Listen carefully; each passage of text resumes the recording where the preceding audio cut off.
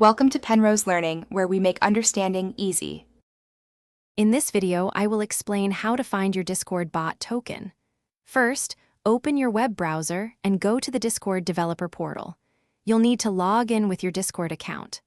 Once logged in, look for the Applications section on the left side of the page. This is where all your bot applications are managed.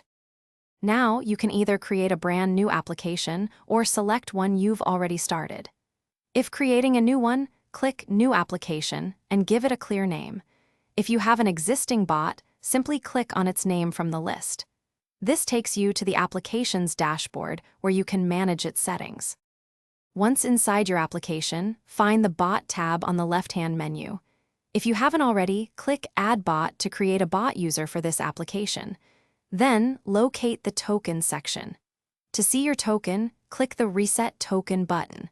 A warning will appear, confirm to generate your new token. After resetting, your bot token will be displayed. It's crucial to copy this token right away, as it will only be fully visible for a short time. Store it somewhere safe and private, like a password manager. Remember, your bot token is like a password. Never share it publicly or with anyone you don't completely trust. Thanks for watching. If this was helpful, leave a like and consider subscribing. See you next time.